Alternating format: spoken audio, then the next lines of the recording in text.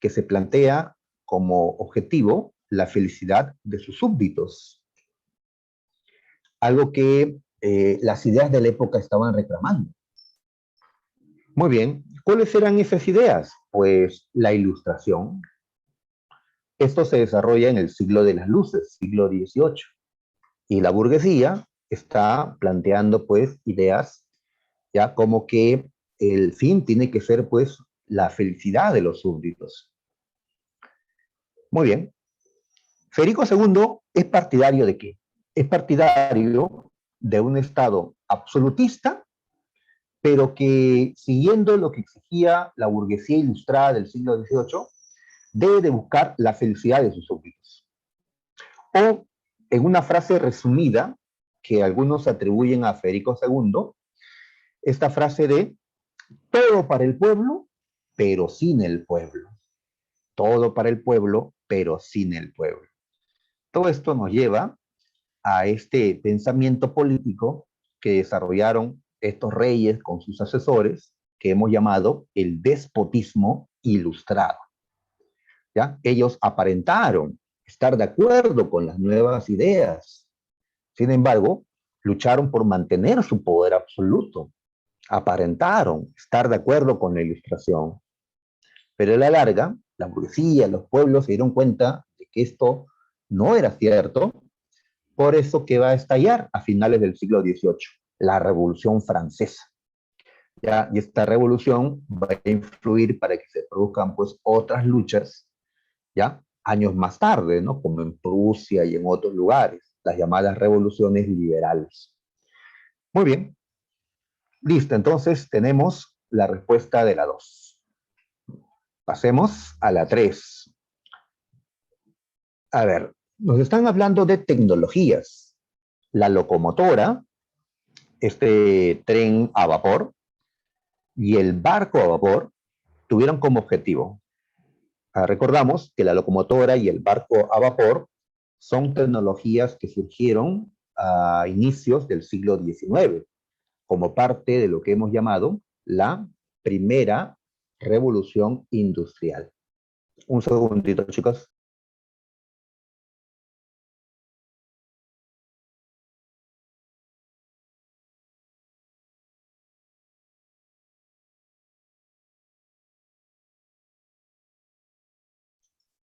Ahora sí, chicos, disculpen. Muy bien, ahí está. Entonces decíamos que la locomotora y el barco a vapor corresponden a los avances en la primera revolución industrial. La aplicación de la máquina de vapor de James Watt en el transporte, tanto terrestre, la locomotora, como marítimo, el barco a vapor, lográndose que se logren velocidades mayores a lo que tenían pues cuando llevaban carretas con caballos o barcos con vela. Ahora pues con la tecnología, con este motor, entre comillas, el barco a vapor, se va a lograr pues una velocidad mayor a la hora de transportar las mercancías y la gente. Por eso en esta pregunta 3 vamos a marcar muy bien Castro, Kevin, ya, muy bien Piero Ramírez, vamos a marcar la A, agilizar el desarrollo del comercio de mercancías, ¿ya? La A, correcto, Angelo, ¿ya? Correcto, muy bien, ahí está. ¿Ya? Una pregunta que sí salía, ¿no? Salía, ahí está, muy bien, pasemos a ver, la 4. A ver, ¿a qué nos lleva la 4? La Convención Nacional, Robespierre, es la Revolución Francesa, la primera Revolución Francesa, ¿no? La más grande de las revoluciones burguesas. A ver, después de la etapa monárquica, recuerda que la revolución tiene varias etapas. Etapa monárquica, desde que empezó hasta que detuvieron a los reyes. ¿Ya? Muy bien. Se convocó a una asamblea conocida como la Convención Nacional, y esta convención declaró abolida la monarquía y fundada la República, la primera República Francesa. Y en esta convención Pues aquel que asumió el gobierno de manera, digamos, dictatorial, fue este hombre llamado Maximiliano Robespierre, el incorruptible, como le bautizaron. Nos han puesto una frase de Robespierre.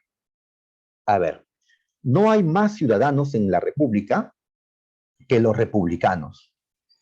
Parece obvio lo que dice, ¿no? Una redundancia. Ya, lo que pasa es que en este tiempo habían monárquicos. La monarquía acababa de ser abolida, pero había gente que estaba en contra de esto. Querían que la monarquía regrese. Mayormente eran nobles, los nobles, ya que querían que la monarquía regrese, porque sin monarquía no hay nobleza. Tiene que haber un rey para que haya nobleza. Así que Robespierre, ¿qué le está diciendo a ellos? Que prácticamente son, pues, ya no pertenecen aquí, ¿no? Ya que solo son ciudadanos los republicanos. La primera máxima de vuestra política debe ser conducir al pueblo mediante la razón. ¿Sí? Recuerda que todo esto estaba bajo la influencia de la Ilustración, y en la Ilustración, pues, se le dio un lugar, tal vez, ¿no?, demasiado grande a la razón. Muy bien. Entonces, hay que conducir al pueblo mediante la razón y hay que conducir a los enemigos del pueblo mediante el terror. Entonces, esta cita nos lleva a recordar, pues, que el gobierno de Robespierre es recordado como el régimen del terror, el terror. Así que para los que estén de acuerdo con la República, pues la razón. Pero para los que están en contra, esos monárquicos, esos nobles, esos que son enemigos de la revolución, pues contra ellos el terror. ¿Qué significa el terror? Juicios rapidísimos, que no tenían un debido proceso. No importa, con tal que la gente y Robespierre puedan ver a estos enemigos, ¿no?, supuestamente decapitados inmediatamente. Porque una justicia que tarda no es justicia, diría Robespierre, ¿no? Muy bien, ¿ya? Entonces, ¿qué podemos inferir de todo esto que nos está diciendo Robespierre? A ver, ¿qué cosa han marcado los chicos? Han marcado la C. A ver, la C. Uh-huh. Claro, correcto, la C, muchachos. ¿Ah? Muy bien, chicos. Entonces vamos a marcar la C. Dice, el gobierno de la convención basaba su poder, debería decir, en la instauración del terror. Correcto, ¿no? El gobierno del terror, que luego ya terminó cuando le dieron golpe de Estado a Robespierre. Los moderados, los de la llanura y los girondinos. Y luego ya establecieron un régimen, pues, diferente, ¿no? Muy bien. Ahí está. Entonces hemos recordado el momento más radical de la Revolución Francesa, el gobierno del terror. En la 5, a ver, la última de esta parte. El nacionalismo es una ideología con unas características muy distintas a otras ideologías que podríamos calificar de clásicas. ¿Ya? Estas otras ideologías, el liberalismo, el socialismo, responden a la pregunta sobre cómo se gobierna, cómo debería de gobernarse. En cambio, dice este texto que nos han puesto, el nacionalismo responde a otra pregunta, no a cómo se gobierna, sino quiénes son los individuos que componen la sociedad. ¿Quiénes son los que integran una sociedad o mejor una nación? Recuerda que los nacionalistas o esta ideología nacionalista nos planteaba que no todos los que viven en un país son necesariamente parte de la nación, no necesariamente, ¿ya? Para ser parte de la nación, tienes que tener vínculos con el resto de individuos de esa nación. ¿Cuáles son esos vínculos? Pues el idioma, las costumbres, ¿no? Compartir el mismo origen, haber pasado la misma historia, inclusive creencias religiosas, también en algunos casos cuestiones raciales, ¿sí? Étnicas. Muy bien, entonces, el nacionalismo lo que nos plantea es que los miembros de una nación ya comparten vínculos ya de ese tipo, ¿no? Ya ellos integran una nación. En cambio, pues aquel que a pesar que vive en el territorio de nuestro país, pues no comparte esos vínculos, no es parte de nuestra nación, ¿ya? De esa manera, lo que busca el nacionalismo, pues, es identificar, ¿no? Las distintas naciones, que la gente se reconozca como parte de una nación y así poder, pues, identificar, ¿no? Las distintas naciones que habían, sobre todo allá en Europa, ¿no? Ya que esto se dio con fuerza en Europa en el siglo XIX. Uh-huh. Muy bien, ahí está, ¿no? Esto fue importante, recordarás, porque, a ver, los prusianos, ¿ya? Ellos pertenecían al reino de Prusia, pero veían que hablaban el mismo idioma que los austriacos, que los que estaban en Múnich, que los que estaban en Baviera, los que estaban pues en otras zonas. Todos ellos hablaban alemán, ¿ya? Y compartían también pues otros elementos, ¿no? Históricos, culturales. Entonces, este nacionalismo los llevó a sentirse miembros de una misma nación y a luchar por la unidad nacional, ¿sí? Lo que habíamos recordado la semana pasada, la unificación alemana.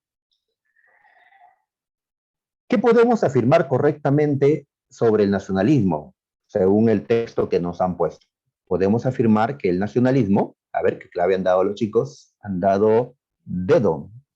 A ver, dedo. Muy bien, correcto, ¿ya? Correcto.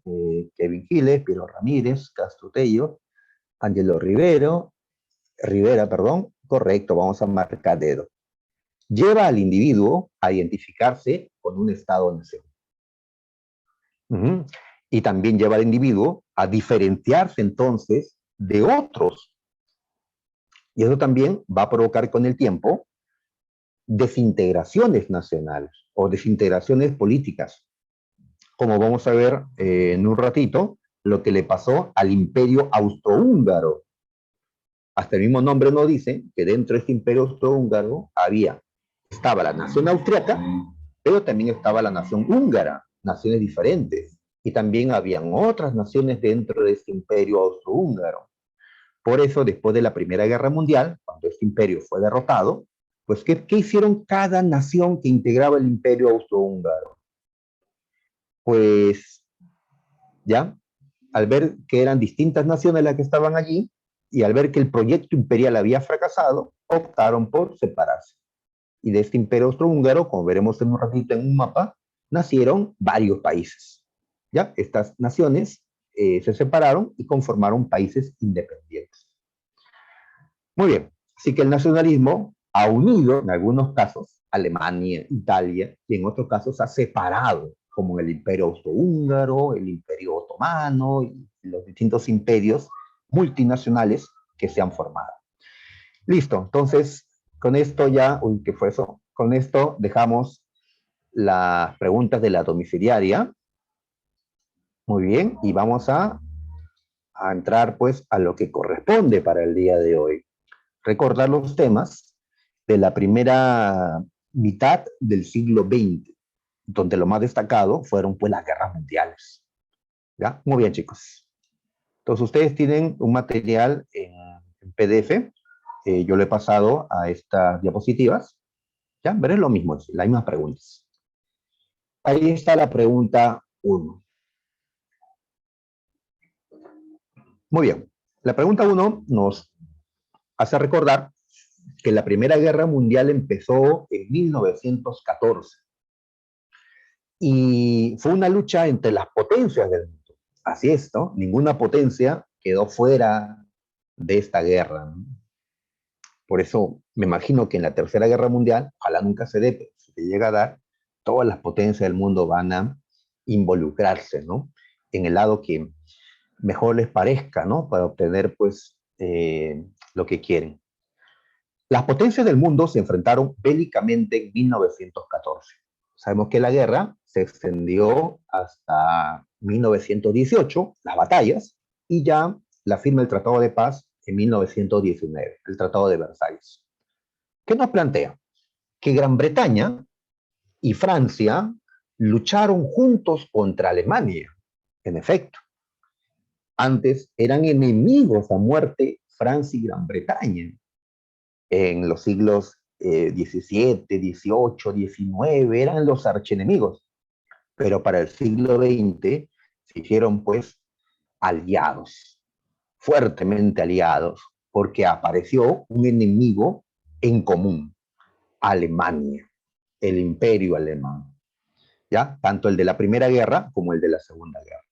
Entonces lo que nos preguntan es, ¿por qué lucharon juntos? ¿Ya? ¿Qué tenían en común Gran Bretaña y Francia para luchar juntos? ¿Qué tenían en común? ¿Ya? A ver, los chicos me están dando ya la respuesta. A ver, ya, muy bien, chicos, muy bien. Lo que han contestado es correcto, ¿ya? Pero voy a decirlo en la parte final, porque algunos todavía están tratando de llegar a la respuesta. Es un material nuevo. Ajá.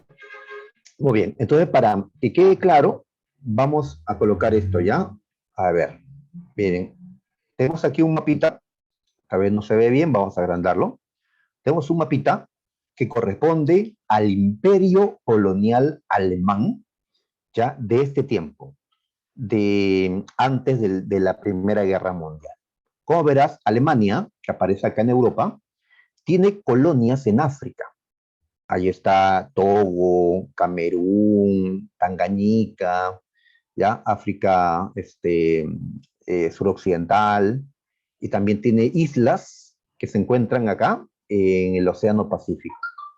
Si vemos el tamaño del imperio colonial alemán, vemos que es importante, ¿no?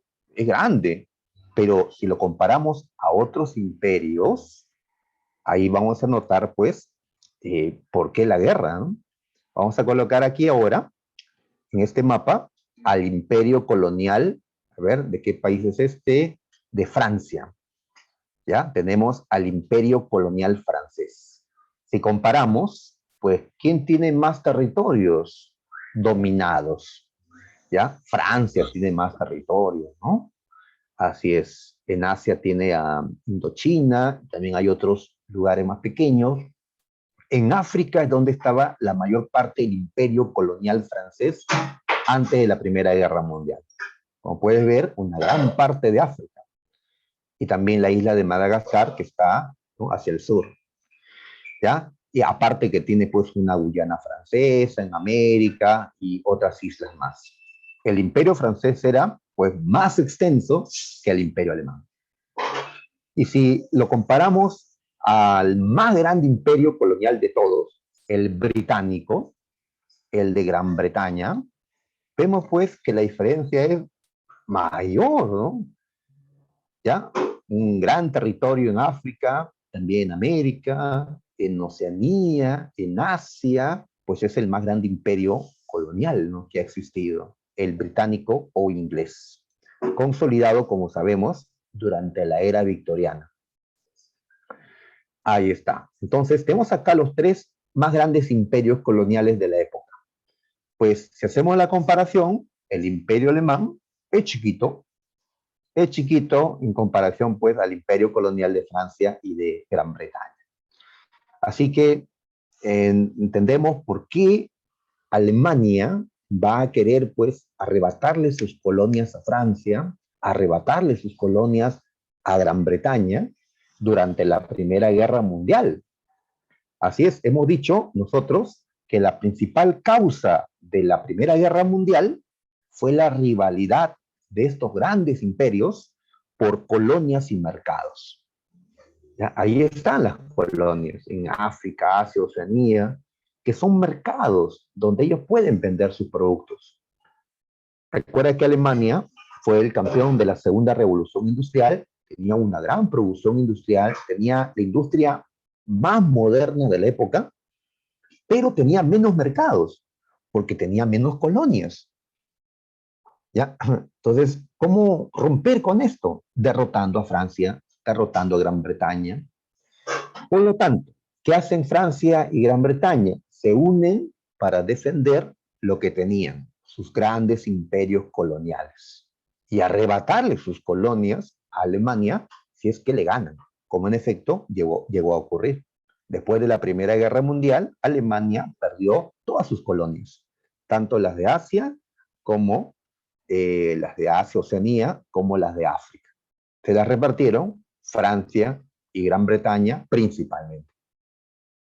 Entonces, como ustedes lo han señalado, y como ya no quedó más claro, la respuesta en esta primera pregunta es la B. Lo que Gran Bretaña y Francia tenían en común para defenderlo frente a los alemanes, el que tenían los dos más grandes imperios coloniales de la época. Entonces, cuando escuchamos en un documental, ¿no?, creado por los franceses o los ingleses, o los estadounidenses, que son sus amigos, decir pues que los alemanes eran los malos porque les estaban atacando, le querían quitar sus territorios, pues recordemos que antes los ingleses y los franceses habían invadido, ¿ya?, con sangre, ¿no?, y muerte a los nativos de África, de Australia, ¿no?, de Asia, etcétera, ¿no? Por eso decíamos que en las guerras mundiales no hay que buscar quién es el bueno y quién es el malo, ¿no? Pues ninguno es bueno allí, ¿no? Todos son pues imperios, ¿no?, que buscan sus beneficios, ¿no?, particulares. Bien, entonces vamos a continuar. Vamos a la 2. A ver, en la pregunta 2 nos mencionan el magnicidio de Sarajevo. Ajá. Recordamos que la Primera Guerra Mundial tuvo un hecho que la desató, ¿sí? Un acontecimiento que, pues, terminó dando inicio a la Primera Guerra Mundial, como San Marcos ya ha preguntado. El asesinato del archiduque austriaco Francisco Fernando en la ciudad de Sarajevo, que actualmente es la capital de Bosnia. Él fue asesinado el 28 de julio de 1914. El asesino se llamó Gavrilo Princip, pero él era integrante de una organización que llamamos la Mano Negra. Así se le conoce a esta organización, pero en sí el nombre que tenía esta organización era Unificación o Muerte. ¿Ya? Uy, qué brava frase, ¿eh? Unificación o muerte. Entonces, lo que tenemos que saber aquí es, ¿ya? ¿Por qué tiene ese nombre, unificación o muerte? ¿Qué quieren unir estos integrantes de la Mano Negra? ¿Y por qué mataron al archiduque Francisco Fernando? ¿Sí? ¿Por qué lo hicieron? No olvidar que esto no es la causa principal de la Primera Guerra. Es más bien el pretexto que fue utilizado para que se declaren la guerra a los enemigos. La causa principal es lo que vimos hace un momento, las colonias y los mercados. A ver, los chicos me dicen que la respuesta ya es la C. La C. Sí, ya, muy bien, muchachos, muy bien, ya. Ahí están. No esperaba menos, muchachos. Muy bien. Para que todos entendamos pues esta preguntita, vamos a observar el mapa de la época, ¿ya? No es el mapa actual, ¿no? Sino pues un mapa hace poco más de 100 años, ¿ya? A principios del siglo XX. A ver, ¿qué vemos acá? Vemos que en esta zona de Europa, ¿ya?, hay un imperio que estaba expandiéndose, el imperio austrohúngaro, ¿ya? Como había sido echada de la Confederación Germánica, como había sido echada de Alemania, del imperio alemán, pues ahora estaba agrandando su propio imperio, el imperio austrohúngaro, ¿ya? Y para eso, estos austriacos y húngaros que estaban unidos en este imperio, estaban dominando a otras naciones, ¿A qué naciones? A los checos, eslovacos, polacos, ucranianos, rumanos, croatas, eslovenos y también italianos. Por eso Italia quería tomar esta parte que tenía el Imperio Austrohúngaro. Por eso van a pelear en la Primera Guerra Mundial. Muy bien, ahí está. ¿Y qué más vemos? Que en la península balcánica, en esta parte al sur de Europa, vemos que se habían formado a principios del siglo XX, se habían formado distintos reinos balcánicos, ¿no? Grecia, Bulgaria, Rumanía, Serbia, etcétera. Pero ¿qué ocurre? Que a pesar que acá vemos varios estados, pues estos estados, no todos, pero varios de estos, tenían en común algo, que se reconocían como eh, parte de una misma etnia, la etnia de los eslavos. Eslavos. Los eslavos se encuentran en efecto en esta parte de Europa, desde el norte, ¿no?, hasta el sur de esta Europa oriental. ¿Ya? Los serbios, por ejemplo, son de origen eslavo. Los montenegrinos también, ¿ya? Y así los búlgaros. Pero también, ¿quiénes eran eslavos? A ver, por acá en esta parte dice Sarajevo, capital de Bosnia. Pues los bosnios, ¿ya? Gran parte también eran de origen eslavo, ¿ya? Y otros más, como vemos, los eslovenos, croatas, de origen eslavo. Más al norte también los checos, eslovacos, polacos son también de origen eslavo. Muy bien, entonces hay muchos eslavos en esta zona. Más al norte los rusos también son eslavos. Son muchos los eslavos, pero los que mandaban no eran los eslavos. ¿Quiénes mandaban? Los germanos. Los austríacos son germanos y ellos mandaban en el Imperio Austrohúngaro. Y más al norte está el Imperio Alemán. ¿Sí? Está Alemania, ¿ya? Germana, ¿no? Entonces, en esta parte, los germanos querían imponer su autoridad. Los eslavos estaban cayendo bajo el dominio de esos germanos, ¿ya? Sobre todo estos austriacos. Entonces, ¿todo esto qué significa? Un fuerte nacionalismo que se va a desarrollar en esta parte de Europa, ¿ya? Por un lado está el nacionalismo germano, que quiere crecer, quiere dominar, ¿ya? El nacionalismo en este imperio austrohúngaro, y por otro lado está el nacionalismo eslavo. Al nacionalismo germano le llamamos pangermanismo y al nacionalismo eslavo le llamamos paneslavismo. ¿Cuál es el proyecto de los eslavos? Que si queremos realmente, digamos, liberarnos, ¿no?, de estos germanos, si queremos ser un Estado fuerte, tenemos que unirnos. Serbios, montenegrinos, bosnios, eslovenos, croatas, debemos de unirnos y crear un solo gran Estado eslavo. Uno solo. Muy bien, pero ¿qué imperio impedía que se consume este proyecto paneslavo? El Imperio Austrohúngaro, que lo que estaba haciendo era someter a distintos pueblos eslavos. ¿Ya?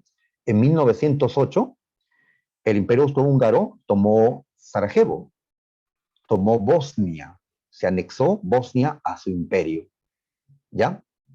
Muy bien, entonces los eslavos de Bosnia ahora estaban bajo el control del Imperio Austrohúngaro. ¿Ya? Los serbios, que son otros eslavos, saltaron, protestaron contra eso. Pero ¿qué podían hacer si el Imperio Austrohúngaro era más fuerte? Podían aliarse con los enemigos del Imperio Austrohúngaro. ¿Y quiénes eran sus enemigos? Pues, a ver, en este tiempo, el Imperio Austrohúngaro, el Imperio Alemán e Italia habían formado una triple alianza. Rusia, Francia e Inglaterra habían formado una triple entente. Así que si Austria pertenecía a la Triple Alianza, lo que Serbia debía hacer era buscar como aliados a la Triple Entente. Por eso Serbia buscó a Rusia. Rusia es otro estado eslavo.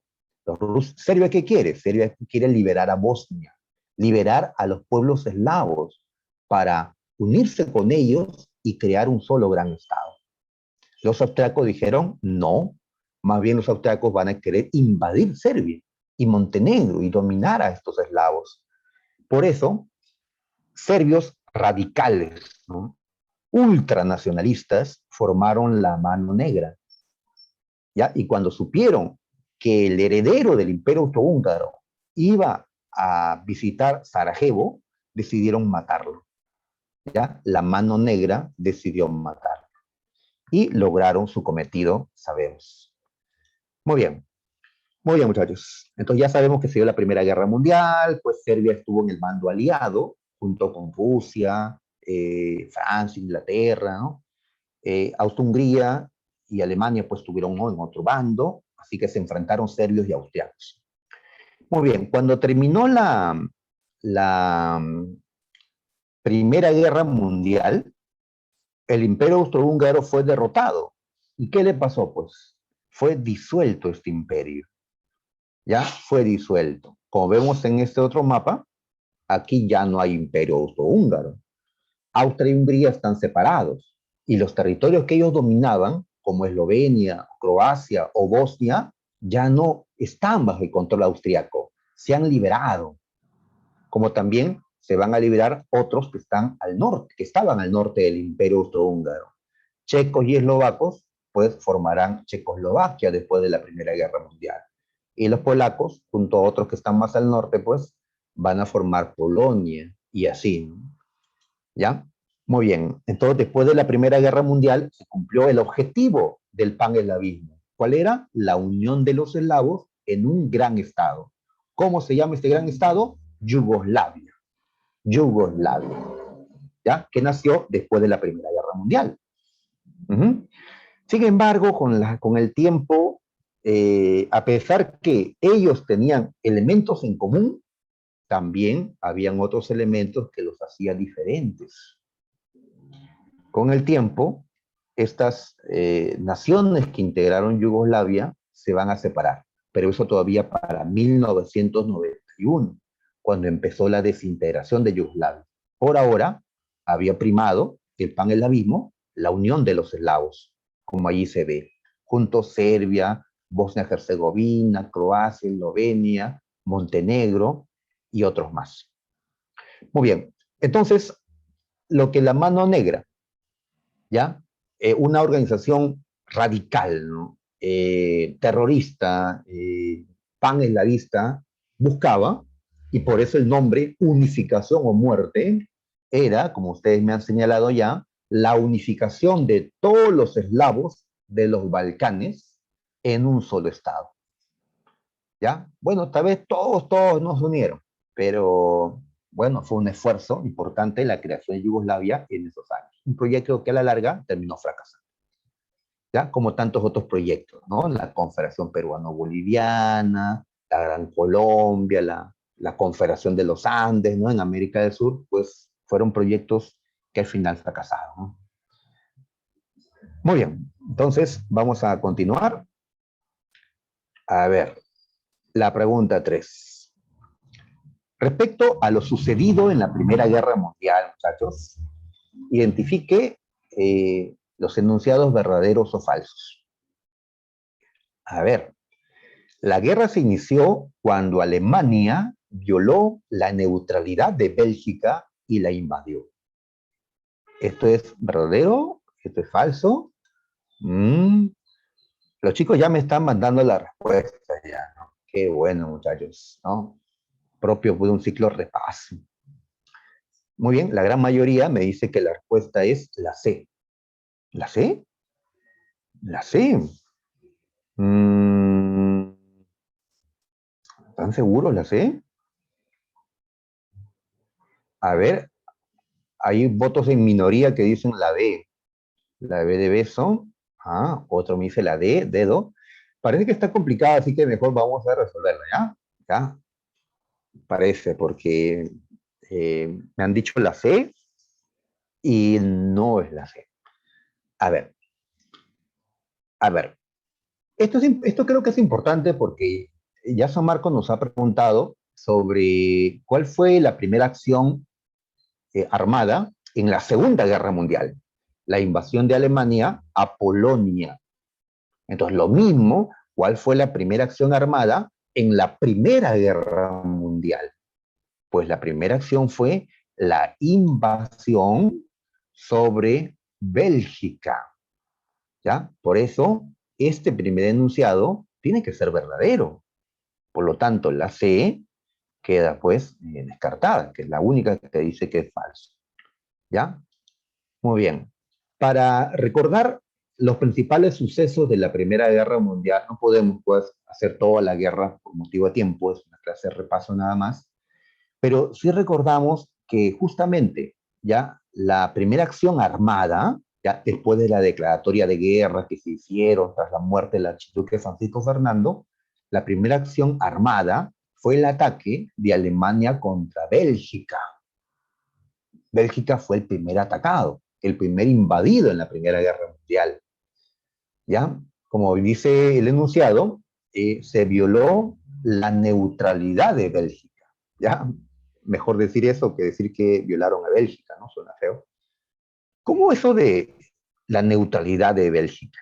A ver, la semana pasada habíamos recordado que Bélgica nació en 1830. Bélgica nació cuando se separó, se independizó de los Países Bajos. Esto como parte de la Revolución Liberal de 1830. Ajá. Ah, ya, ya. Ahora claro eso, ya, Piero, un ratito claro esto.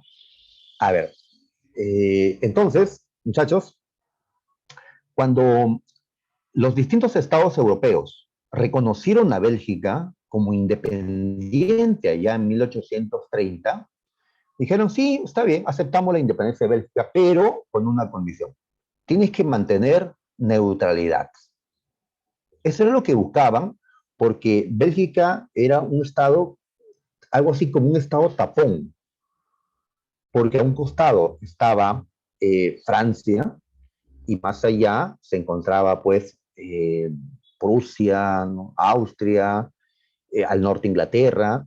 Así que se buscaba que esta Bélgica no se una a ninguno pues, de los grandes de la época, que se mantenga neutral para mantener el equilibrio continental. La neutralidad significaba que Bélgica no podía meterse en las guerras, no podía integrar alianzas, ni tampoco debía ser invadida. Todos debían respetar la neutralidad. Y Prusia lo había aceptado. Esta Prusia, ahora convertida en Alemania, no respetó ese acuerdo e invadió a Bélgica. ¿Ya? Muy bien. Ahora, me comentaban en el chat que pero Serbia no fue atacada por los austríacos, que es lo que acabamos de comentar. Lo que ocurrió es que el Imperio Austriaco le declaró la guerra a Serbia el 28 de julio de 1914, un mes después de la muerte de Francisco Fernando, el príncipe austriaco, en manos de individuos de la mano negra, que eran pues una organización serbia. Ya, pero fue una declaratoria de guerra, no fue una acción armada, ¿no? Militar. Mientras Austria se preparaba para invadir a Serbia, ya Alemania se le adelantó, Alemania entró a Bélgica. ¿Ya? Por eso decimos que primero fue la invasión de Alemania a Bélgica. Después, recién el Imperio Austrohúngaro va a invadir a Serbia. ¿Ya? Entonces vamos a colocar como verdadero, ¿ya? Esta primera afirmación. Muy bien, ahí está. ¿Ya? En esta línea del tiempo también podemos observar, pues, ¿no? Los acontecimientos más importantes que se dieron. ¿Ya? En el punto 2 nos señalan sobre la Triple Alianza. Así que nuevamente hay que recordarlo. ¿Ah? Esto no fácil nos pregunta sobre las alianzas. La Triple Alianza eran, ¿verdad? Alemania, Austria-Hungría e Italia. Y la Triple Entente eran Rusia, Francia y Gran Bretaña. Pero ¿qué ocurrió? Cuando empezó la guerra, muchachos, los tres de la Triple Entente, Rusia, Francia y Gran Bretaña, ya se apoyaron. Y los tres le crearon la guerra a Alemania y Austria-Hungría. En cambio, los tres de la Triple Alianza no se apoyaron. Uno de ellos se hizo el loco y dijo, no, yo no voy a ayudarlos. Yo soy neutral, se declaró neutral. Ya sabes a qué país me refiero. ¿Ya? Italia. Italia se declaró neutral. ¿Ya? Muy bien. Pasaron los meses, ¿no? Como mencionamos en esta línea del tiempo, los alemanes trataban de invadir Francia a través de Bélgica, ¿ya? Pero fueron detenidos por Inglaterra y Francia en la batalla de Marne. Por otro lado, los rusos atacaban a Alemania, pero Alemania logró vencerlos en batallas como Tannenberg. Muy bien, entonces, en estas circunstancias, en que la guerra había empezado, Italia tomó posición y entró a la guerra, ¿ya? Pero lo que hizo Italia fue abandonar la Triple Alianza y más bien unirse a la Triple Entente. Acá, ¿qué nos dice en el punto 2? Tras la retirada de Italia de la Triple Alianza, en efecto, Italia abandonó la Triple Alianza, abandonó su alianza con Alemania y Austria-Hungría. Los imperios centrales formaron un bloque contra los aliados. ¿Ya? Acá se nos complica ver un poquito. Para entenderlo mejor, vamos a colocar un mapita, ¿ya? Porque así hablando al aire de los países nos mareamos. Mejor utilizamos este mapa, que lo hemos usado ya antes, para tener claro, pues, quiénes eran los enemigos en la Primera Guerra Mundial. A ver, en el centro de Europa pueden ustedes ver a dos imperios. El imperio alemán, le estoy llamando Alemania nada más, ¿no? Para resumir, y el imperio austrohúngaro. Austria le estoy llamando, ¿no? Para no alargar. Ahí está. Eran dos imperios en el centro de Europa. Muy bien. Ellos junto con Italia formaban la Triple Alianza, pero Italia los ha abandonado, ya que Italia va a querer tomar esos territorios que estaban dentro del imperio austrohúngaro, pero cuya población hablaba italiano, cuya población era italiana. Territorios como el Trentino, el Trieste, así que Italia abandonó la Triple Alianza y se unió con Francia, Inglaterra, Rusia, los de la Triple Entente. Entonces se rompió la Triple Alianza, quedaron dos, y como ambos eran imperios y se encuentran en la zona central de Europa, como la historia los ha llamado, al imperio alemán y al imperio austrohúngaro. Los ha llamado los imperios centrales, ¿ya? O las potencias centrales, ¿ya? Como aparece allí en el mapita, ¿ya? Las potencias centrales o los imperios centrales, ¿ya? Ya con el tiempo se unieron a ellos Bulgaria y el imperio otomano, el imperio turco, ¿ya? Por eso vemos estos del mismo color, ¿no? Italia ahora va a estar apoyando a la Triple Entente, pero como cada vez se hicieron más este bando, ¿ya? La historia los recuerda con otro nombre, los aliados a estos países de color verde, que fueron muchos, ¿no? Con el tiempo, ¿ya? Ahí está también Serbia, Rumanía, Grecia, Portugal, pronto va a estar Estados Unidos, Japón. Entonces, es correcto cuando acá se menciona que tras la retirada de Italia de la Triple Alianza, los imperios centrales formaron un bloque contra los aliados. Los imperios centrales son los rojos de este mapa y los aliados son los verdes. Muy bien. Entonces, vamos a poner verdadero. Ahora sí, ya tenemos clave. Ah, uy, todavía. Puede ser la A o la D. ¿Qué dicen, muchachos? A ver, la A o la D. Hay votos para ambas alternativas. Ya, Ahí están peleando como nuestros candidatos, están empatados, igual acá están empatados, la A y la D. Eh, ya. Muy bien, sigamos a ver. Parece que está complicada la pregunta, porque en todas las demás siempre me han dado la clave de frente y correcta, ¿no? Acá hay dudas.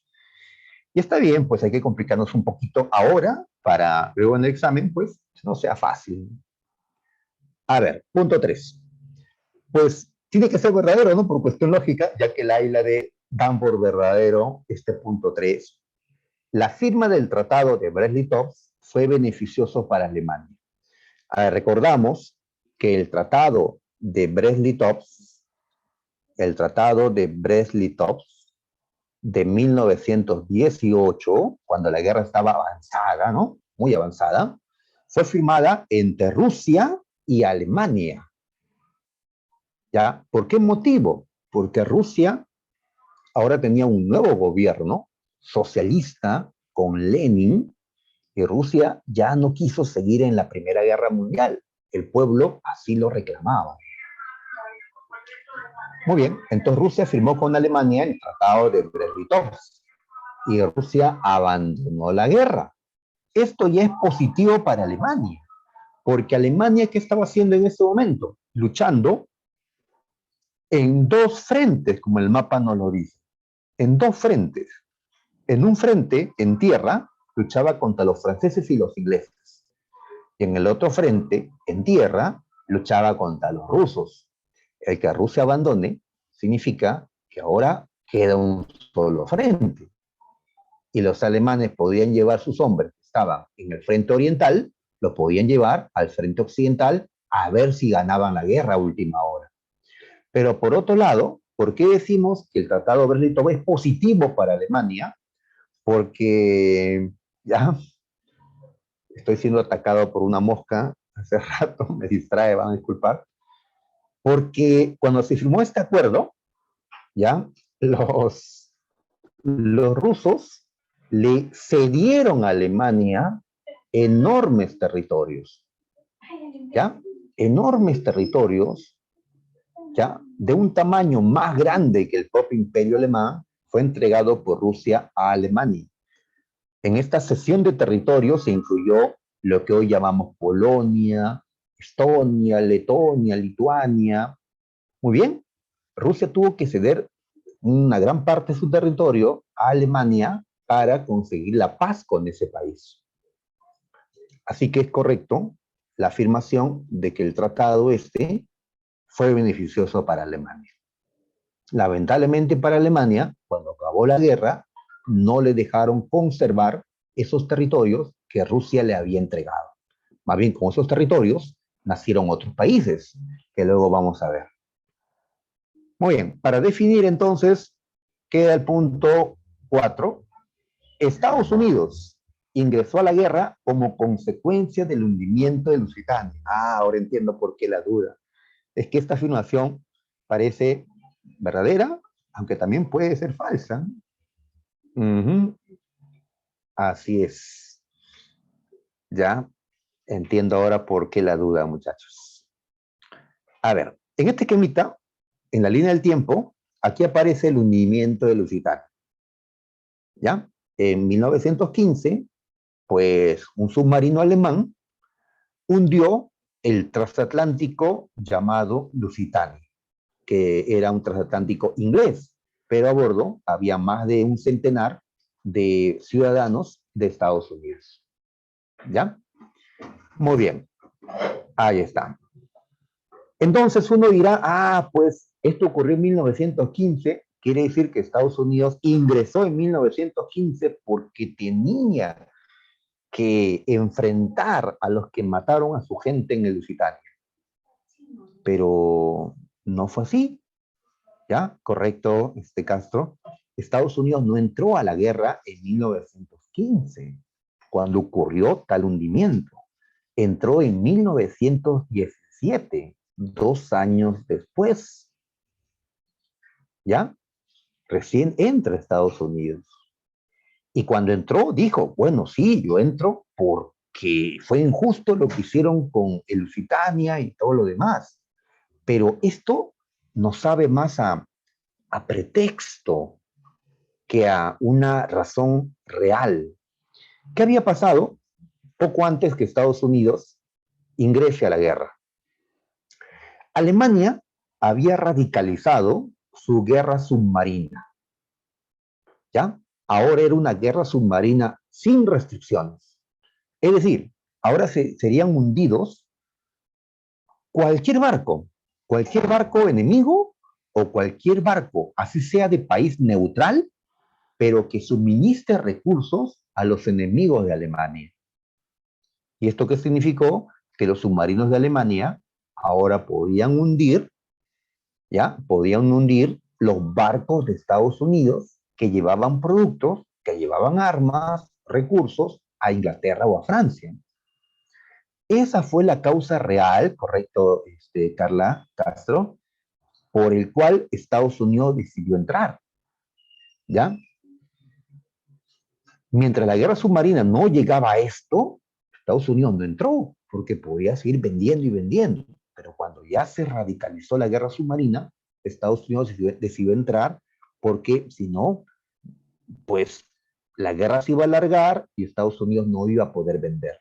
Mejor era entrar, ayudar a que termine la guerra, venciendo a Alemania, y luego el comercio internacional volvería a la normalidad, en beneficio al país cuya economía creció más durante esta guerra, Estados Unidos. Entonces, cuando se afirma que Estados Unidos entró a la guerra como consecuencia del hundimiento de Lusitania, a mí esta afirmación no me convence, ¿ya? Si dijera, ingresó tomando como pretexto el hundimiento de Lusitania, eh, pero tal como está redactado, no me parece que sea una afirmación ¿no? Cierta, ¿no? Por eso, por eso voy a considerar que esto, ya, muchachos, es falso. Estados Unidos ingresó a la Primera Guerra Mundial como consecuencia de la guerra submarina sin restricciones que desató Alemania en 1917. Y por eso en ese mismo año, al ver que sus barcos eran atacados, porque los submarinos, ¿no? Ahora tenían una nueva orden, es que Estados Unidos decidió entrar. Y lo de Lusitania, bueno, fue el pretexto. Entonces ahora sí, marcamos la A, ¿ya? La A. Muy bien, muchachos. Vamos a seguir. A ver, hay que apurarnos, ¿no? La hora siempre nos gana al final. 4. A ver, aquí nos plantean el surgimiento de nuevos países como una consecuencia de la Primera Guerra Mundial. Tenemos que ver qué países surgieron en la Primera Guerra, después de la Primera Guerra, o Gran Guerra, como también se le conoce. ¿Ya? Entonces han puesto aquí varios países y para confundirnos, en una alternativa puede aparecer uno o dos que son correctos, pero el otro no. ¿Ya? Entonces tenemos que buscar uno que contenga países que hayan surgido todos después de la Primera Guerra Mundial. Para no complicarnos tanto las cosas, pues vamos a poner acá un mapa de cómo estaba Europa antes de la Primera Guerra Mundial y al costado vamos a colocar cómo va a estar Europa después de la Primera Guerra Mundial. Así es, como cuando éramos niños veíamos dos imágenes y buscábamos las diferencias, encuentra 7 diferencias, pues encuentra 7 países nuevos eh, tras la Primera Guerra Mundial. A ver, los chicos ya al parecer han encontrado una respuesta. La mayoría acertado, sí, la mayoría acertado. Por ahí, ¿ya? ¿Hubo alguna confusión? Ya. Muy bien, muchachos, han contestado bien, casi todos. A ver, veamos, ¿ya? Vamos a agrandar el mapita para darnos cuenta, ¿ya? De los países nuevos, ¿ya? Miren, entonces miren cómo está Europa antes de la Primera Guerra Mundial. El Imperio Ruso y el Imperio Alemán tienen frontera en común. Igual el Imperio Austriaco y el Imperio tienen frontera en común. ¿Ya? Vean la península balcánica cómo estaba. Muy bien. Y al norte también vean esta península de Escandinavia y vean toda esta zona, que toda esta parte pertenecía al Imperio Ruso. Muy bien, y si ahora entonces vemos qué cambios hay. A ver, en el norte nació Finlandia. Este país se separó del Imperio Ruso, aprovechando la Revolución Rusa que se estaba viviendo. También Estonia, Letonia y Lituania surgieron. Ya también se habían separado de Rusia, como parte de los territorios que Rusia le había entregado a Alemania en el Tratado Brest-Litovsk. También Polonia, ahí está. Hay quienes dicen, Polonia no surgió, Polonia resurgió, porque en efecto, Polonia ya había existido antes, solo que cada vez que nacía, la mataban, se la repartían. Polonia, pues, es el Krillin de esta historia. Eh, para los que ven Dragon Ball, saben que le pasó a Krillin, pues, siempre, ¿no? Lo han matado. Pues a Polonia la han matado varias veces también, pues, en esta historia europea, ¿no? Otro país nuevo. Ah, claro, ahora sí ya todos están seguros que la respuesta es la C. La C. Otros países nuevos, ¿cuáles son? Pues Checoslovaquia, como puedes ver, que nació con territorio del Imperio Austrohúngaro. ¿Ya? Los checos y los eslovacos, pueblos eslavos, decidieron pues liberarse y estar unidos. Y todo esto pues con la aceptación de las grandes potencias, Estados Unidos, Inglaterra, Francia, y dijeron, está bien, con tal que sus enemigos, Austria y Alemania, pues se empequeñezcan, se ¿no? debiliten. Muy bien. Hungría, podemos decir que también es un país nuevo porque se ha separado de Austria. Ya no hay imperio austrohúngaro. ¿Ya? Otros han crecido, como Rumanía, otros se han achicado, como Austria, Alemania. Francia ha crecido porque recibió Alsacia y Lorena. Y en los Balcanes vemos que el pan-eslavismo tuvo fruto. Que vemos que en vez de Serbia, Montenegro y los territorios que abandonaron el Imperio Austrohúngaro, ahora existe Yugoslavia. Yugoslavia nació tras la Primera Guerra Mundial. ¿Ya? Muy bien. Entonces, creo que ya está. Esto con Europa nada más. Tendríamos que ver también en Asia, en África, otros cambios, pero yo creo que si nos preguntan por nuevos países después de la Primera Guerra, se van a centrar en el continente europeo. El eurocentrismo, pues, pesa todavía, ¿no? Listo, entonces, la clave, por supuesto, la C. Estonia, Letonia y Lituania fueron tres países que surgieron en Europa tras la Primera Guerra Mundial. Ahí puedes verlo claramente en el mapa. Muy bien. A ver, Revolución Rusa. Pregunta 5. Un acontecimiento que puso en clara evidencia la política despótica, represiva del imperio zarista. Cuando digo imperio zarista, me refiero pues al imperio ruso, ya que estaba gobernado por zares. Muy bien, a inicios del siglo XX, ya tiene que ver con la Revolución Rusa, ya que esta revolución se dio en 1917. A ver, entonces tenemos que identificar acá un acontecimiento donde se pueda ver la represión por parte del zar. A ver, para eso vamos a recordar que en 1905 Rusia, el gigante, había sido derrotado por el pequeño Japón. Japón moderno, en cambio Rusia atrasada en esa época. Entonces, ¿esto qué provocó? A ver, ya me están dando la respuesta. A ver, chicos, a ver qué dicen. Dedo y beso. A ver, la mayoría me dice dedo. ¿Ya? Bien, muchachos. Sí, es correcto. Correcto. ¿Ya? Ya, pero estamos recordando juntos, a ver. Entonces, como consecuencia de la derrota de Rusia ante Japón, en Rusia se van a dar protestas sociales en la capital de ese entonces de Rusia, la ciudad de Petrogrado o San Petersburgo, como actualmente se le conoce. ¿Ya? Así es, chicos, muy bien, esa es la respuesta, la D, dedo. ¿Ya? Muy bien. Entonces, se produjo una protesta en el año de 1905 porque la gente que vivía en Petrogrado veía cómo la guerra había generado pues que los alimentos se encarezcan, los impuestos habían aumentado, faltaba petróleo, todo estaba caro, la gente pues quería que el zar, ¿no? Su emperador, haga algo, ¿no? Frente a la difícil situación, ¿no? Que estaban viviendo. Pero como eran muchos los que habían salido a protestar y estaban avanzando hacia el palacio del zar, el palacio de invierno, entonces, ¿qué ordenó el zar? Nicolás II. Pues Nicolás dijo, aléjenlos.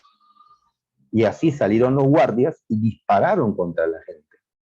¿Ya? Sacaron los sables y cortaron a la gente que estaba delante de la protesta. Esto terminó en lo que se le conoce como el Domingo Rojo. El Domingo Rojo.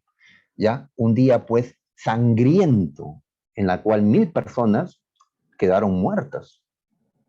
Muertas. Muy bien. Entonces, esto es lo que pone en evidencia otros sucesos también, ¿no? Pero esto sobre todo, la represión por parte del gobierno zarista. ¿Ya? El Domingo Rojo. Todo esto es un antecedente de la Revolución Rusa.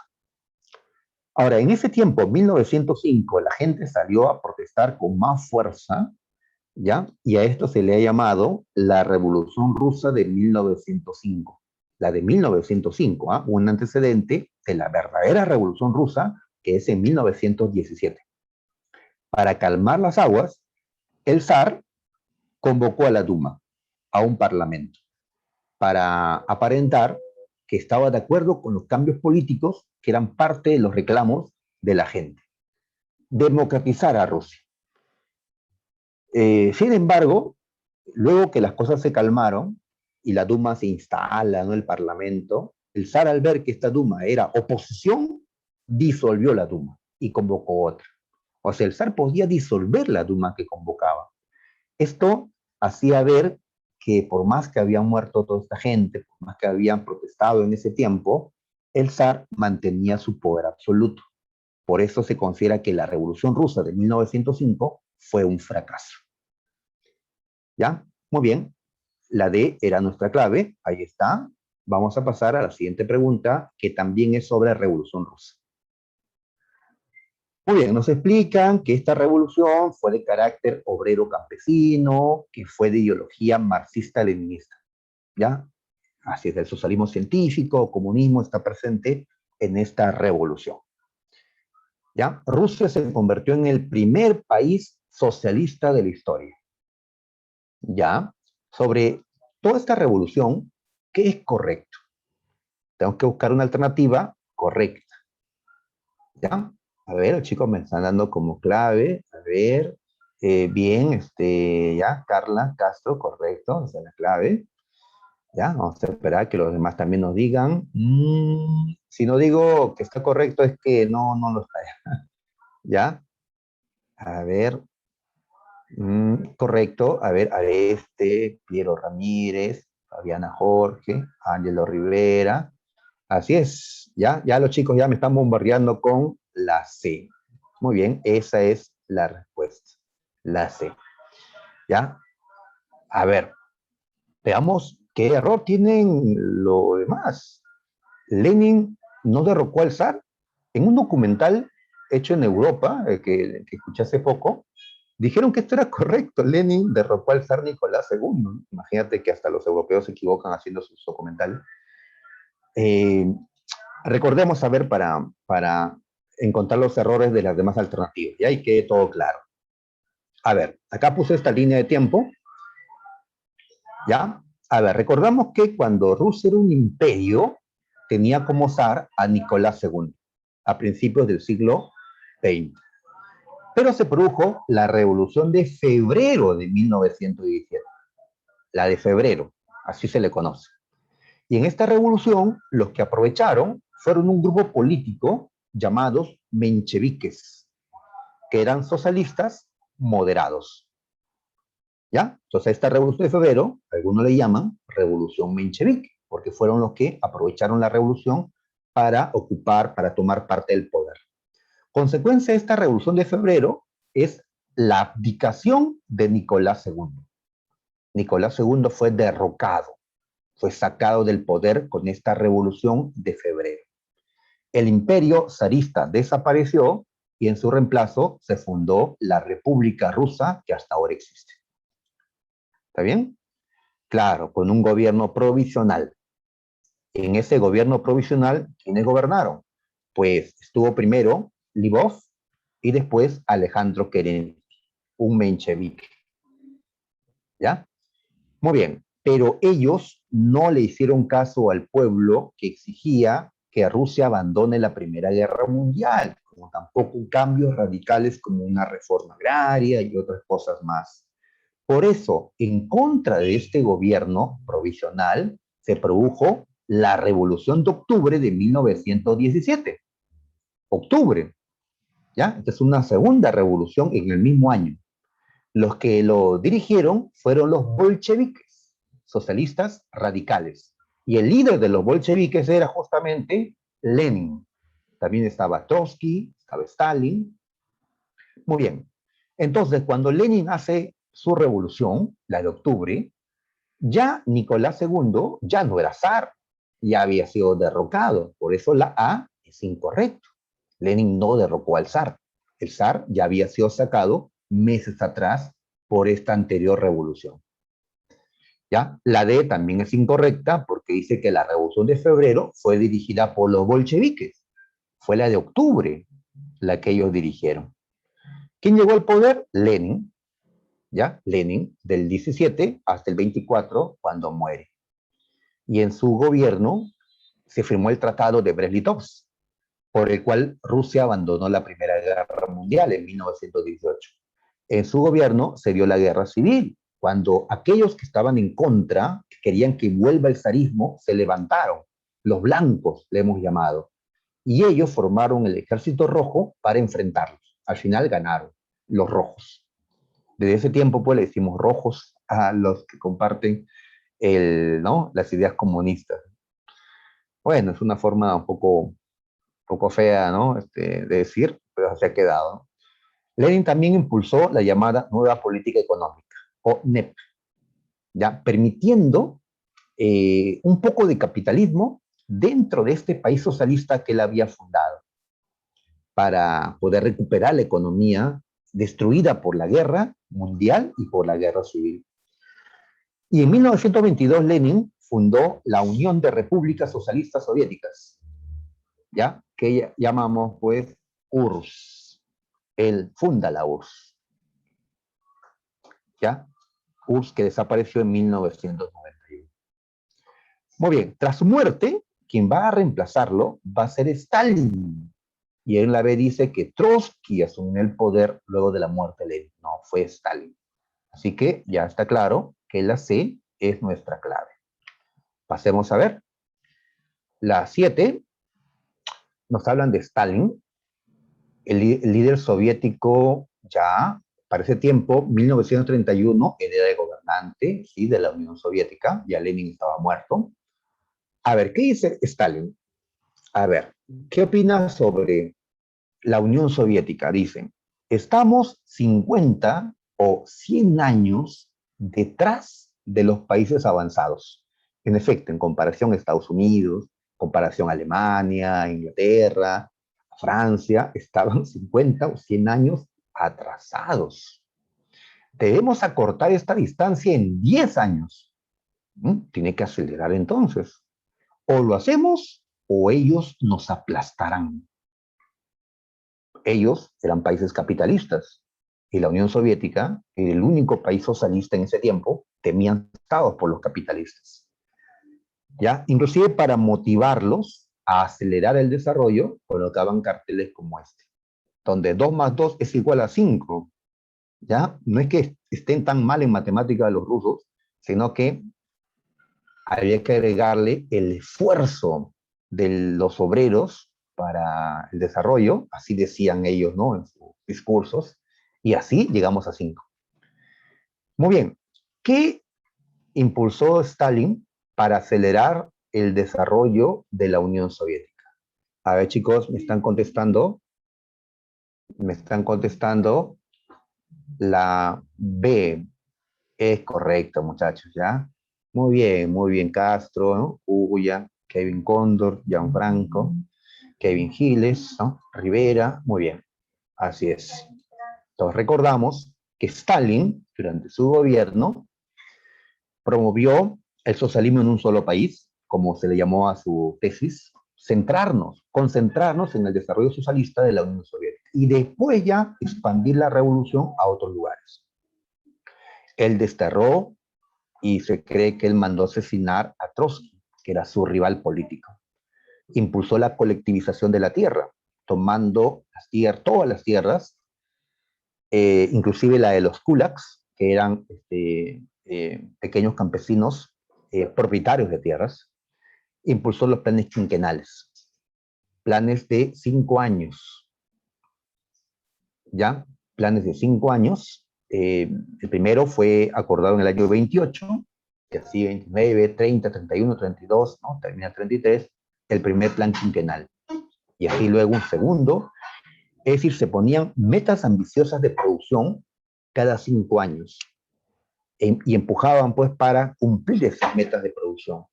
Y así lograron acelerar su desarrollo industrial. Stalin entonces fue responsable de la industrialización acelerada de la Unión Soviética, ¿ya? Aunque también fue responsable de muchas muertes en este país, porque llegó a implantar un régimen dictatorial en la Unión Soviética. Así que marcamos la B, los planes quinquenales, que se dieron hasta que cayó pues, la Unión Soviética, ¿no? Esto es propio de una economía socialista, donde el Estado es dueño y el Estado planifica. En un país pues liberal, capitalista liberal como el nuestro, no pueden darse estos planes quinquenales, porque el Estado no tiene el control pues, de la economía. Muy bien, periodo de entreguerras. Aquí colocamos al fascismo y al crack del 29. En esta pregunta 8, ¿quién está hablando aquí? Ah, Hitler está hablando en su obra Mi lucha. A ver, ¿qué dice Hitler? La ideología nacional racista, la ideología nacional racista, o sea, se está refiriendo a su ideología, a lo que llamamos el nazismo, ve el valor de la humanidad en sus elementos raciales de origen. ¿Ves lo importante para Hitler? El elemento racial. En principio considera el Estado solo como un medio hacia un fin. O sea, para Hitler el Estado es un medio para conseguir un fin. ¿Cuál es ese fin? La conservación racial del hombre. Hitler buscaba como, ¿no? Como su fin, como su objetivo, pues mantener la pureza de la raza aria. Los germanos, decía él, ¿no? Eran los arios más puros y que seguirán siendo superiores si siguen manteniendo pureza. Pero si mezclan su raza con la de otras razas inferiores, como la de los judíos que vivían en gran número dentro de Alemania, pues entonces van a degenerarse. Así que el Estado es defendido por Hitler, pero como un medio para defender la raza, la pureza de la raza aria. ¿Ya? Hitler acá dice, él cree, de ninguna manera cree, él no cree en la igualdad de razas. Para él pues existe una raza superior y razas inferiores. ¿Ya? Admite que hay varias razas y reconoce la diferencia cualitativa entre ellos. Esto está en la misma obra de Hitler, en Mi lucha. Muy bien, con lo vertido anteriormente, podemos establecer como una diferencia entre el fascismo de Italia y el nazismo alemán, ¿qué cosa? A ver, los chicos me están señalando como respuesta la C. Claro, muy bien, así es bien, Carla, ¿no? Kevin Cóndor, Piero, ¿ya? Alex, Cuya, Leonela, ¿ya? Muy bien, Will Romero, así es, la C.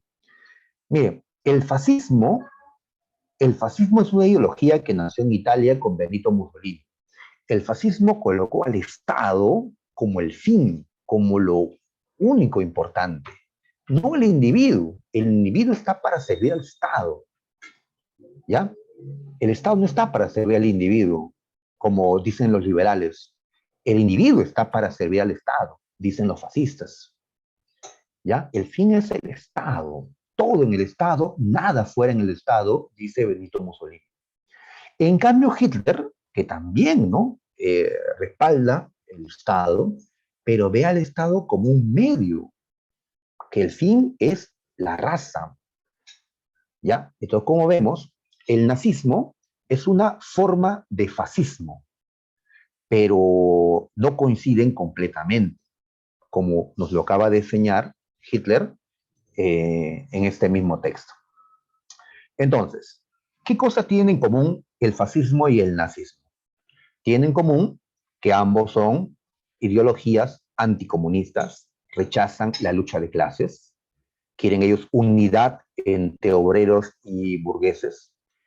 Ellos son antiliberales, rechazan las ideas liberales. No, el individuo no es el fin del Estado, el individuo no es lo más importante, sino el Estado o la raza. Totalitarismo, es decir, un Estado que tenga el control absoluto sobre la población, es lo que ellos aceptaban. El ultranacionalismo, ¿ya? Pero, ¿qué cosa hace diferente al nazismo del fascismo? Decimos que el nazismo es el fascismo en Alemania, ya, pero no es idéntico, ¿no? Hay diferencias. El nazismo fue pangermanista, es decir, luchó porque todos los alemanes o germanos integren la gran Alemania, la Alemania de Hitler. Los italianos no son germanos, ¿ya? Son latinos, así que no comparten obviamente el pangermanismo.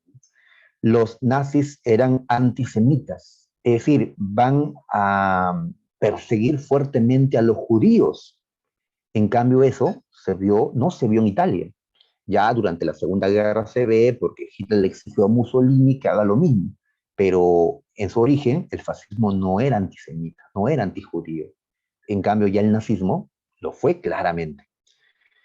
Y lo que dice el texto, que el nazismo se centra en lo racial, ¿ya? Y también fue más represivo y revanchista. Recuerda que Alemania perdió la Primera Guerra Mundial y quiere la revancha frente pues a los que derrotaron a Alemania, a los que humillaron a Alemania.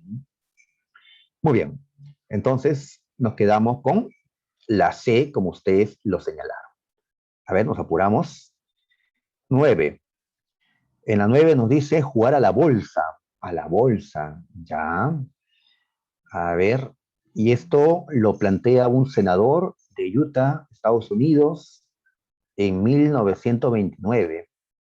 Ya, entonces la bolsa de Nueva York, la de Wall Street, la más importante después de la Primera Guerra Mundial, dice que jugar a la bolsa se ha vuelto una enfermedad.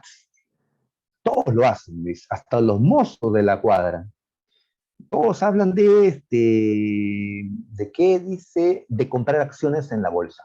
Así es. En este tiempo, como la economía iba bien en Estados Unidos, la gente compraba acciones. Los bancos daban créditos para que la gente compre acciones en la bolsa. ¿Y qué ocurría? Que mientras más gente compraba acciones, el precio de las acciones en la bolsa aumentaba y aumentaba. Más demandaban acciones, más aumentaba el precio. Pero esta era una burbuja que iba a reventar.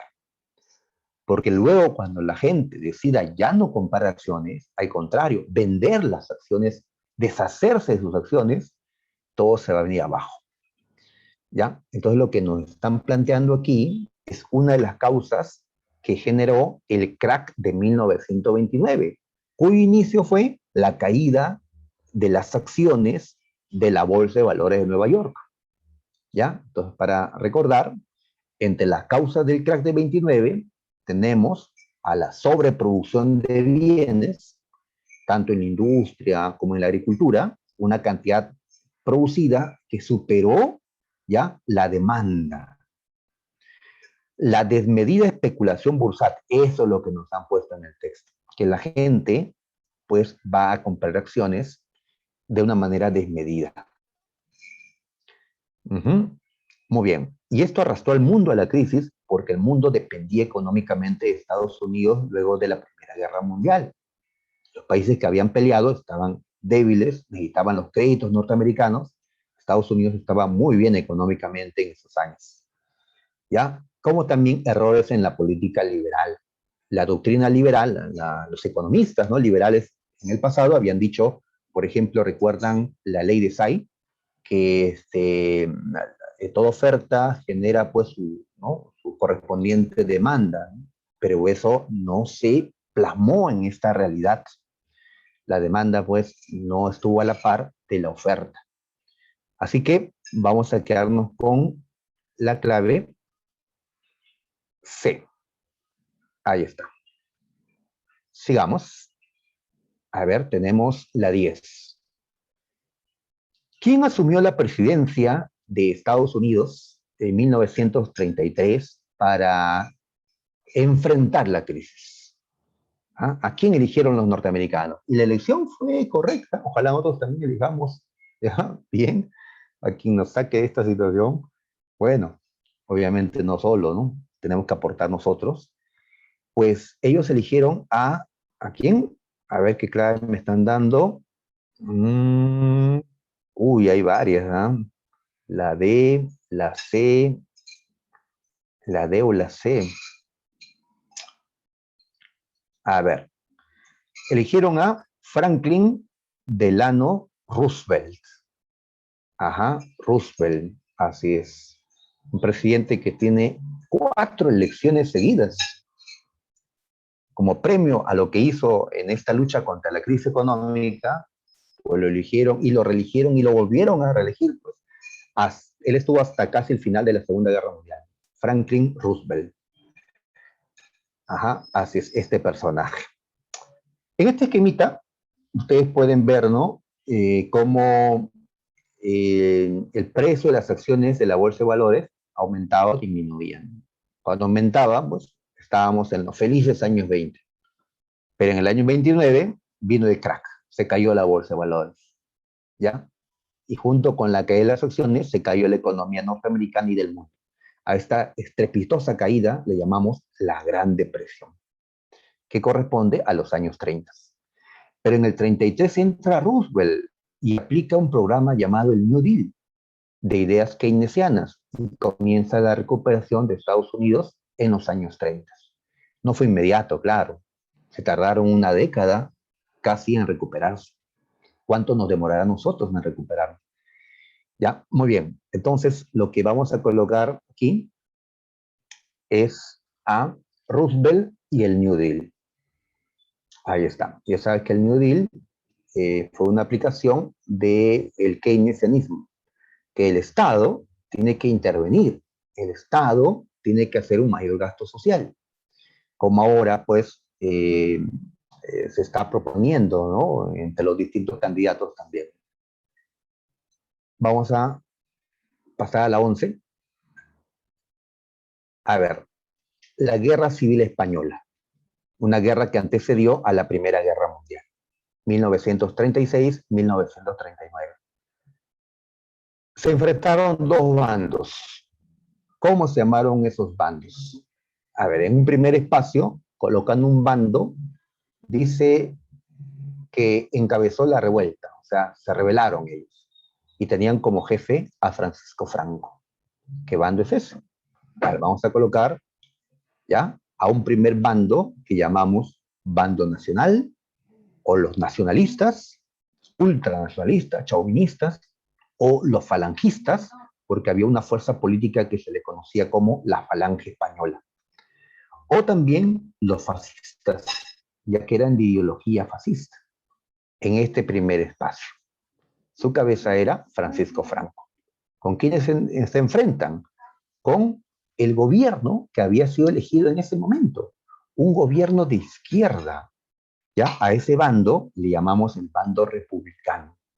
En esos izquierdistas estaban socialistas, y también otros más radicales, comunistas. Es como si ahora, en estos momentos, llega a la presidencia, el próximo, ¿no? En los próximos meses, un izquierdista, ¿no? ¿Ya? Tal vez uno radical, no sé, ¿ya? Tú te imaginarás, y entonces los grupos de poder decían levantarse, los de la derecha, para tumbar este gobierno, ¿no? Para evitar que España se vuelva comunista. Entonces, fue el inicio de un enfrentamiento armado. ¿Quiénes se metieron? Otros países. Italia y Alemania, es decir, Mussolini y Hitler, fueron a apoyar el bando nacional. Unión Soviética y los voluntarios de otros países, las brigadas internacionales, apoyaron a los republicanos. ¿Quién ganó esto? Pues la victoria fue de la Falange, de los nacionalistas, del generalísimo Franco, quien ganó en el año 39 y de esa manera se estableció una larga dictadura fascista en España. Vamos a marcar la A. La A. ¿Ya? Ahí está, como varios de ustedes me lo han dicho. Aunque también me mencionaron otras claves, pero pues ya lo tenemos más claro. Ahí está. Muy bien. Entonces, esta guerra civil española fue victoria del fascismo. Hitler creyó que la Segunda Guerra Mundial también sería victoria del fascismo o del nazismo, ¿no? Pero no fue así. En la 12, que es Segunda Guerra Mundial, a ver, ya me están dando claves, ya, muy bien chicos, hay que trabajar, ¿no? Muy bien. A ver, fueron causas. Para responder eso, pues quisiera recordar las causas de la Segunda Guerra Mundial, las colonias y los mercados. Alemania había perdido todas sus colonias. Deseaba a la larga conseguir colonias. Para eso tenía que derrotar primero a Inglaterra, a Francia, ¿no? A sus enemigos. Pero Japón quería colonias en el Pacífico, Italia quería colonias en el Mediterráneo. Muy bien, Francia e Inglaterra, como siempre, pues se unirán en defensa de sus enormes imperios coloniales. Entonces, podemos decir que el punto uno es correcto, la agresiva expansión colonial alemana. No, es que la expansión colonial, es decir, en otros continentes, se daría después que gane la Segunda Guerra Mundial. Primero que tenía que ganar en Europa a los franceses, los ingleses, los rusos, etcétera. Por eso el punto uno, no, el punto uno más bien es para la Primera Guerra Mundial. Otra causa de la Segunda Guerra, sabemos, fue el Tratado de Versalles, que fue humillante para Alemania, ya que fue condenada con severidad.